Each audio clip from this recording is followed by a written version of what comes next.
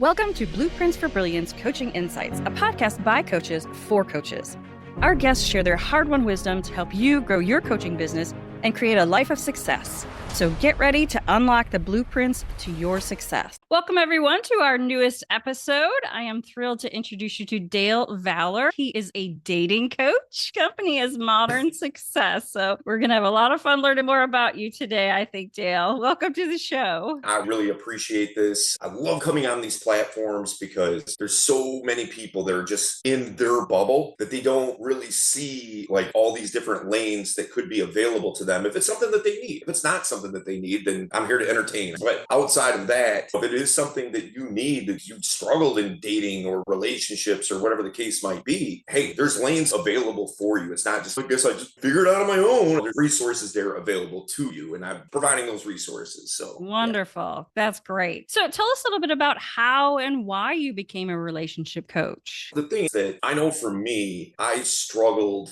greatly. I was not a good communicator with people across the board, not just communicating with women or things like that. Obviously, that fell into it. I was just bad across the board with being able to carry conversation or just being able to share my thoughts, articulate myself. And obviously, that's going to be a big sticking point when it comes to trying to date and form relationships and things like that, right? I got a handle on that and got that figured out. Then it was like, the world's my oyster at that point. What I wanted to do was I seen just so many people in my circle, and as an extension, friends of friends, and online, just people just complaining and just blaming all these exterior factors, society, and just, oh, women are just like this, and just like all these different kind of mindsets. It's everything else but them. And the thing is, I quickly realized when I started getting better conversationally, when I started getting better being able to communicate with women and things, it was like I got into that to get better with dating and start having the type of relationships that I wanted. But what I quickly realized was it wasn't about them. It was really about me. And that there were so many things that I had to work on about myself that it's just something that I needed to do. I tell guys all the time, if you don't know what your insecurities are, if you don't know what your problems are, go talk to a bunch of women. It will become abundantly clear to you very fast. And so I just continued to work on myself. And I've seen so many people that fell in the same boat. But first it was converting them to stop blaming everybody else but them. And then once you own that and acknowledge that, now you can really actually start working on yourself and becoming a better version of you. If I walk into a Lamborghini dealership with $20 in my pocket,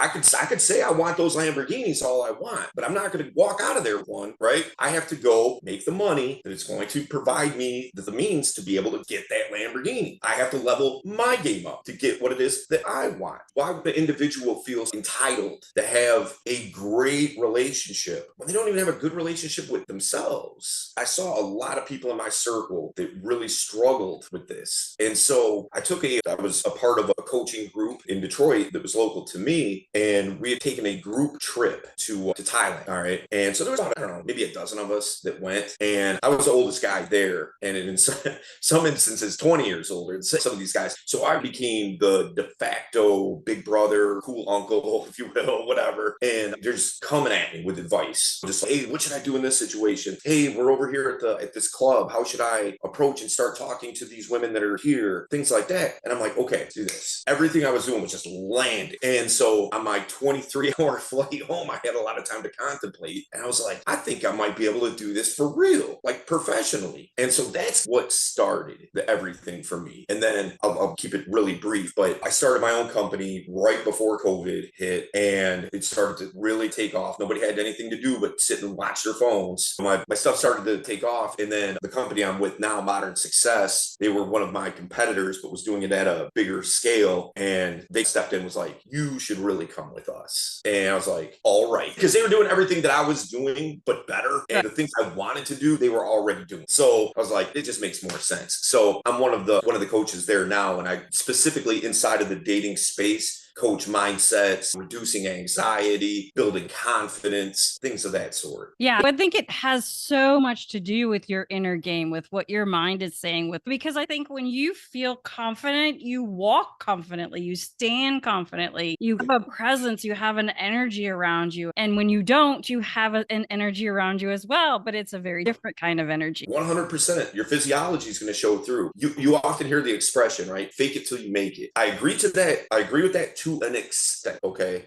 But at the same time, if I'm like, hey, listen, go say this, start a conversation this way, and I give them what to say, in other words, like a script, much like an actor, and I could weave them gold. It wouldn't make a difference because the delivery, the pitch, the tone, the facial expressions, the animation, the body language, none of it is congruent with confidence. So, of course, the people that you're trying to interact with, they're going to suss that out real fast, and it's just not going to land well. It's just not going to work. And so these are things you have to work on at the same time as working on those conversational skills. It's not one thing or the other. It's both. So yeah, I agree. Yeah, so much of it is the nonverbal cues, because as soon as someone walks up to you, you can immediately sense something about them, that they're smiling, so they give a good feeling, or their face is mashed up, or they have no expression. So there's so much of that. So do you teach people how to do that? Physically look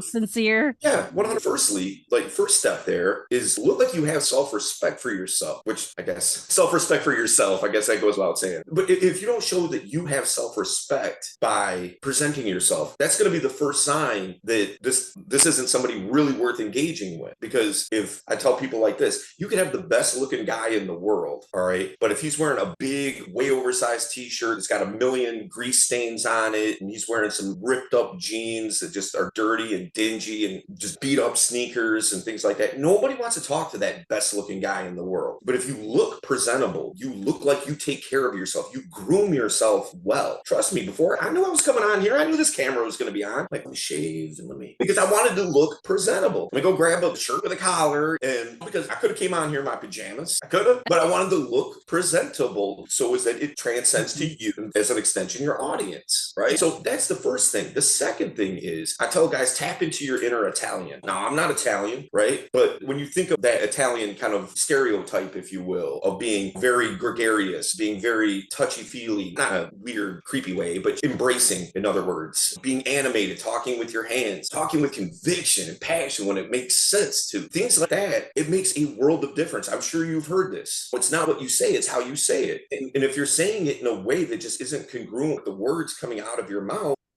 good luck. It's not going to land well. Tell people who have self-respect. I like that term because, like you said, they look like they've taken care of themselves. And I think in your mind, you think if they're taking care of themselves, then they will also want to take care of other people. So it's a reflection on how you feel about yourself is how you feel about other people, whether it's right or wrong. And that's what comes across. Yeah, 100%. If you take care of yourself, what does that mean? That means you take care of your responsibilities. And if you're in a relationship with somebody, that other person is a responsibility. There's things that you are responsible for in that relationship. And in large part, you'll probably take care of those things. So it just communicates way more than it's a nice shirt or whatever. It just communicates a lot more. So tell us a bit about a client. Could be a favorite client, could be a client that had the greatest transformation. You don't have to give us their name, but tell us a bit about where they were when they came to you and where they are now. So to date, Modern Success is responsible for 286 marriages that we know about. All right. There's probably more that we're just not in the loop, but that we know of 2 marriages. All right. Now, we're not a matchmaker service. So let me just clarify that. This is teaching guys the skills to be able to have relationships that they want.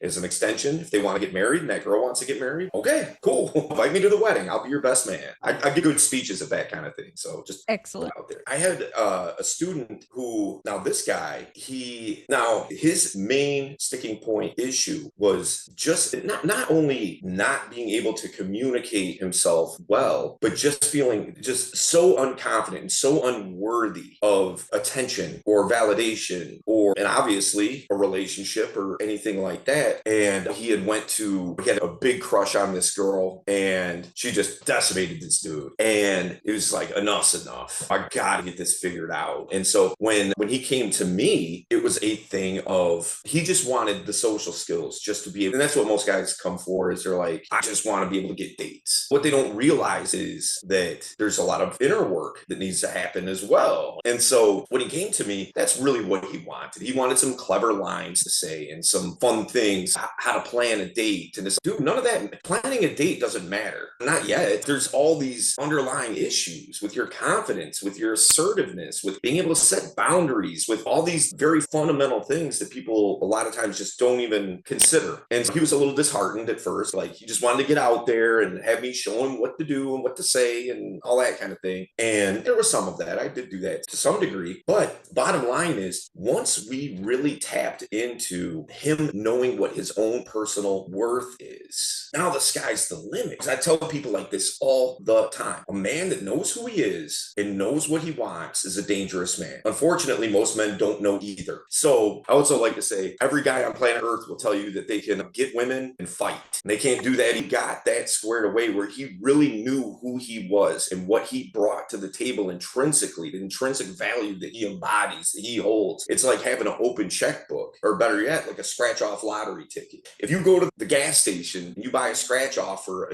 $1 and you win $5 million win, nobody can tell you anything. If a girl like, no, I don't want to talk to you, no, I don't want to date you, whatever, it's $1 million, who cares? But conversely, if you use your last dollar to buy a scratch-off lottery ticket and you had to borrow a quarter from somebody just to have something to scratch it off with, and you lose, now everything just feels 1,000 times worse. That girl rejects you. I suck, blah, blah, blah, all these things, and it's all predicated on the worth, on the value. Now, I'm not saying that money is the be-all, end-all of your personal worth. That's not what I mean. What I mean is your intrinsic value, the characteristics, the qualities, the compass, the code that you bring to the table, the personality traits that you like about yourself, and being able to emphasize those things and being able to communicate that you are this type of person. I'm this. Let me show you how. Let me tell you how. Let me demonstrate how I'm this. And now, one of two things. Either she doesn't understand what value is, or B, she's just, either you're not communicating the value correctly. It really boils down to one of those two things. And if she doesn't understand what value is, I feel sorry for her. Look at all this that you missed out on. Look at all this I bring to the table. You really don't align with that? Are you insecure?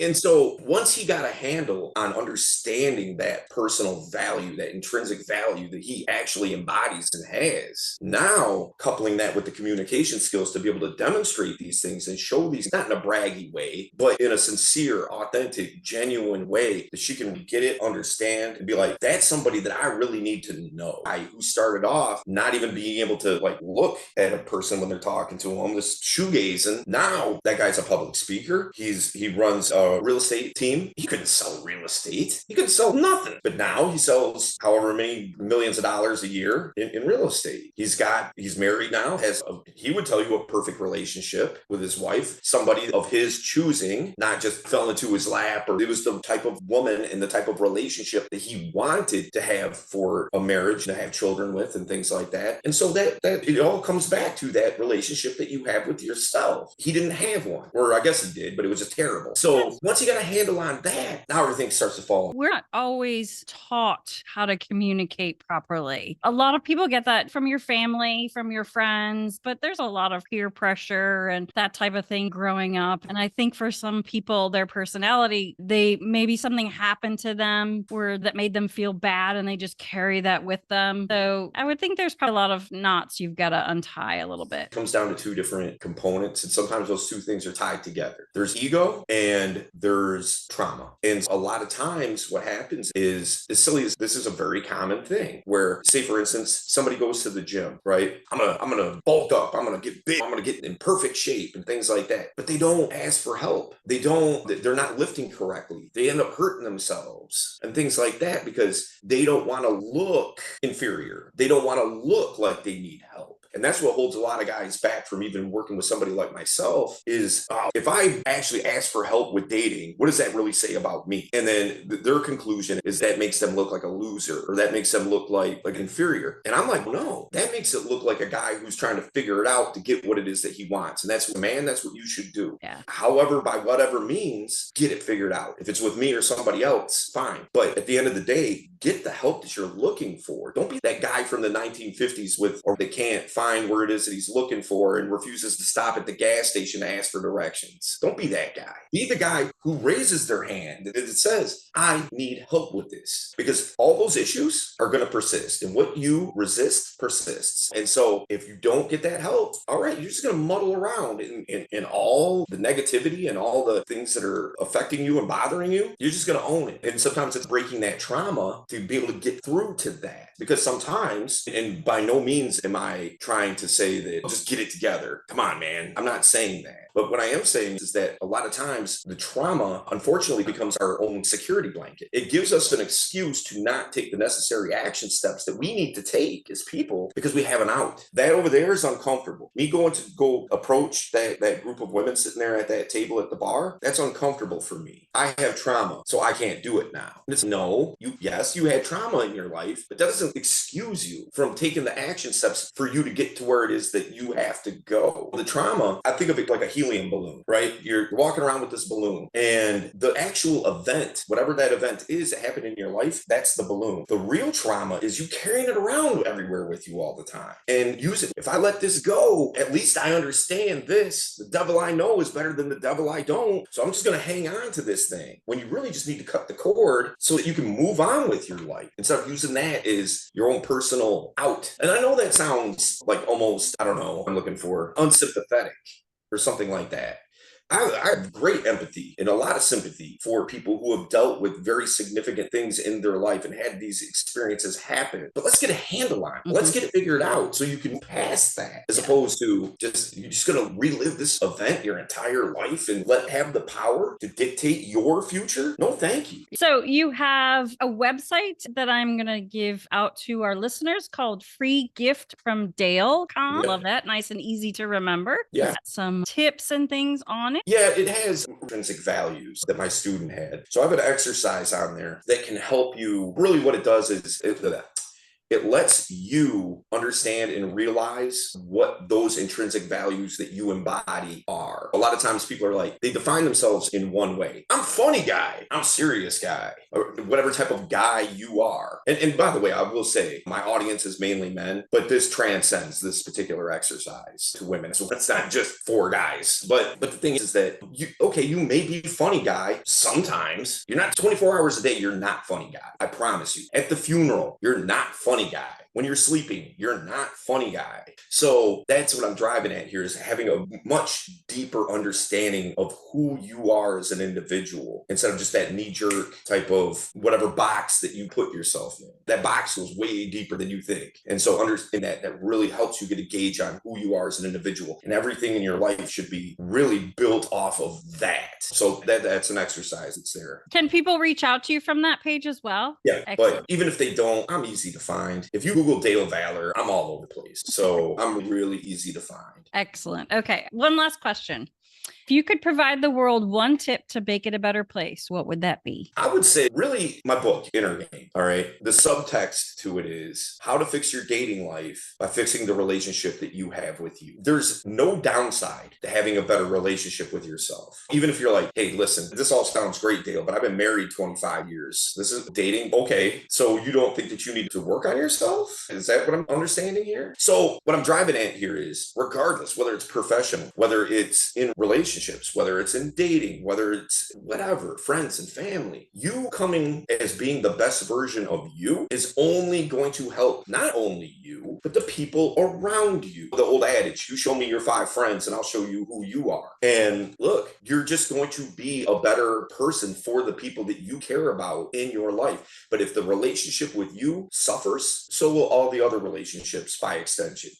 if you don't like you, how can you reasonably expect anybody else to like you? That's true. So true. Dale, you have provided so much great information to our audience, and I look forward to checking out that website. We'll have a link to it in the show notes. Thank you so much for coming on the show and for sharing your experiences and what you know and how important it is for us to have a great relationship with ourselves so we can become the best. Jeanne, I really appreciate the opportunity to come on. Like I said, I love being on these platforms. It's a lot of fun, and I believe that people get a lot of value out of it. And I know that's what you're about, is getting that value out there. Quick note, my name, Dale Valor, my name in Spanish means give it value. So, I love that. Yeah. And then I've been told that 100 times since. So, value. You're bringing the value, Dale. Thank you. Well, you're welcome, and I appreciate it once again. Thanks for joining us today on Blueprints for Brilliance Coaching Insights. We hope you're leaving this episode with inspiration to take your coaching business and your life to the next level. If you found value in this episode, we would love it if you would subscribe and share it with someone else who you think might benefit from hearing it. Thanks, and we'll see you in the next episode.